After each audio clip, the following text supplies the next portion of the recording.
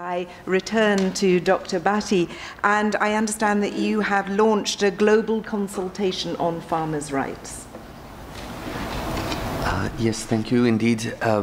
We have been preparing, and I'm very pleased today on the occasion of the International Day to launch formally the global survey on the implementation of farmers' rights. And we would just, in order to contextualize this for you and also foreshadow for the coming months the next steps, perhaps give you a quick overview. So farmers' rights, as you have already heard and as has been mentioned, are an integral part of the treaty. It is part 3 in Article 9. This is based on the recognition in the treaty that farmers are the custodians and developers of crop genetic resources, and that their rights are crucial to enabling them to maintain and conserve this diversity. And the treaty is the only public international law instrument, binding instrument, that actually recognizes these rights. Then the text of Article 9 is what you see here in abbreviated form.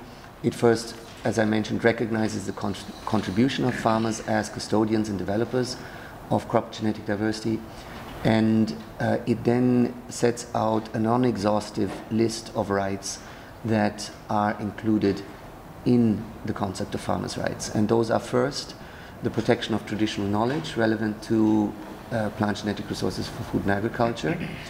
Second, to equitably participate in benefit sharing, sharing of the benefits arising from the use of those resources. And third, to participate in national decision-making on matters related to conservation and use. And finally, at the end of the article, the treaty provides that nothing in this article is to be interpreted as limiting the rights that farmers have to save, use, exchange, and sell farm-safe seed and propagating material.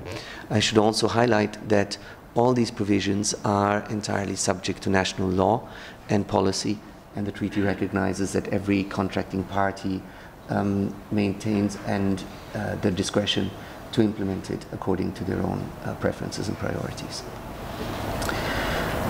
Most recently, last year, the governing body of the treaty adopted Resolution 5/2015 on the implementation of Article 9, and in this resolution it set out a range of activities that are actually the context in which this survey is being undertaken. First, the governing body invited contracting parties and other relevant organizations to engage with the treaty to gather information at national, regional, and global levels for exchanging views and experiences and best practices on the implementation of farmers' rights. It also requested to hold consultations on farmers' rights. Those are regional consultations, and there has been and there continues to be a series of regional and interregional consultations, pre-consultations that are being held.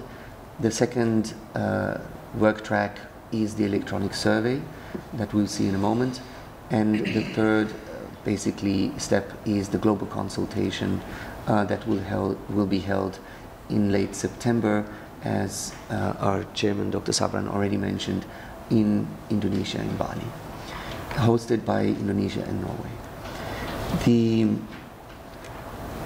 The purpose of these consultations is basically to take stock of national experiences that have been accumulated over time with the implementation of farmers' rights, and to derive lessons learned and best practices.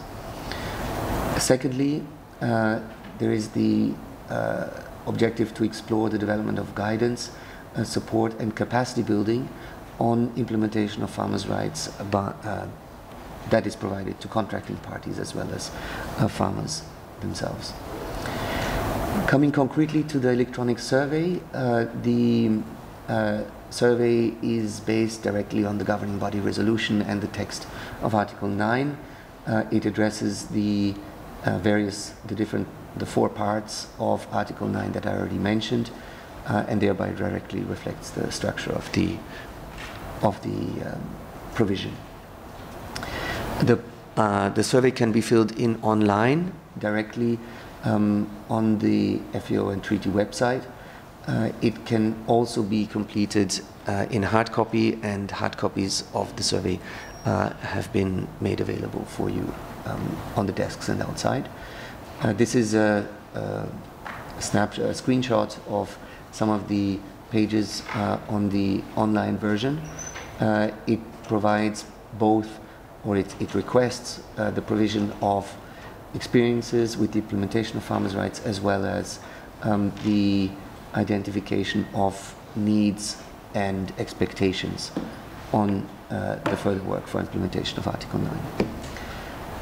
This is another snapshot, and with this, the survey will eventually conduct a needs identification, as well as the identification of the experiences already gained that could be built upon in order to address those needs. And that's essentially all I wanted to brief you on regarding the survey. Thank you.